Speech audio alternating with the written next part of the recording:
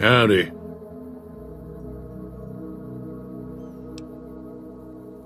Was a prospector until I decided to settle here to get away from the NCR. Now we'll just take it easy and help out with the Brahmin and Bighorners. Nah. Means I poke through old buildings looking for working tech and such. Some folks just call it salvaging, but never liked the term. Way I see it, salvage means it's broken, near worthless. Me, I look for the good stuff. Guns, chems, spare parts. Good money in it. Nope. Had a pretty good claim once, way out east by the river, but got run off by raiders. Eventually got too old to keep going out. Don't get me wrong, the NCR's got a lot of decent folk in it. It's just that they make you part of them whether you like it or not. Towns like Good Springs and Prim don't stay independent for long, not if you've got something the NCR wants. Still, the NCR keeps the Legion away. They're slavers, led by a guy named Caesar, or Caesar. Not sure how you're supposed to say it. A couple of years ago, they tried to take over Hoover Dam, but the NCR beat them back. The NCR didn't or couldn't finish the job, though. The Legion's got its strength back and is getting ready for another round at the dam. My money's still on the NCR winning, but you never know.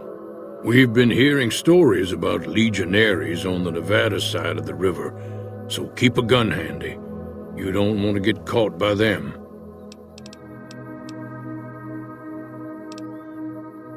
The machine? Harmless, no matter what Trudy says. She thinks it's hiding something, but I think it's just a broken-down relic with no place to be. Meat and hide, mostly. Can't put a pack on them. You just lay down until you take it off. Can find a bunch of wild ones high up in the hills, but gotta be careful around them.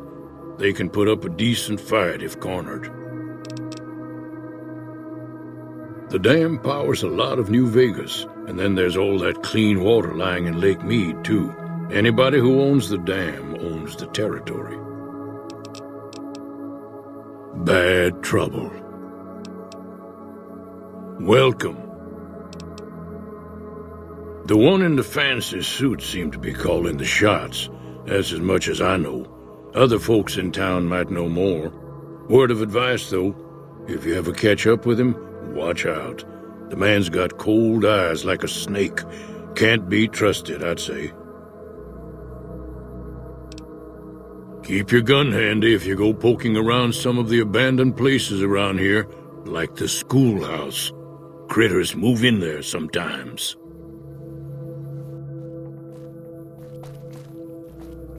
Careful, they got spies all over. Who sent you? I ain't talking. They tried to get me to talk before, but I didn't say nothing. And I don't aim to now, by gum. We'll just see about that. You come any closer and I'm liable to stick you with my sticking knife. Old Stick is feeling mighty ornery this day. You sure now? It's kind of hard to hear you. Okay, just speak up a little, but not so much that they hear you. They got people everywhere, always listening. 'Cause they know I ain't just barking here. What I say has got bite, 'cause it's the truth. Them quack doctors can say what they want about all the rat scorpion stings that done pierced my skull, and I know what I seen. There's been things of a disturbing nature going on at the McBride Corral. Seems every night one of their herd meets a most unnatural death, and always there's holes all over the body. Work of the chupacabra, the livestock vampire, says Nobark, but they don't pay no mind. Too many holes, they say, and there's bullets in them. Well, says Nobark, we got a chupacabra with an automatic weapon. And that's when they get real quiet, because now they see the predicament we're in. I come face to face with the chupacabra himself one night, whilst I was investigating whether this gecko was hiding his treasure from me. He was the meanest, ugliest chupacabra you could imagine, had 2 heads and fangs down to the ground. Best I could tell anyways, since when he come up to me he was invisible. Had himself a blunderbuss, what would rotate and shoot bullets real fast out of a backpack. Never seen nothing like it. Walked right past me having an argument with somebody. But I only saw one chupacabra, so I guess the other fella had to be invisible too, only more invisible than the other one. Folks will tell you that they seen ghouls up near the rocket factory. Sensationalist hooey, cooked up by superstitious yokels, seeing phantoms of their own imagining. Ghosts, commie ghosts, who don't know they're dead, hoping to steal our rockets so they can fly up and paint the moon pink and draw a Lenin face on it.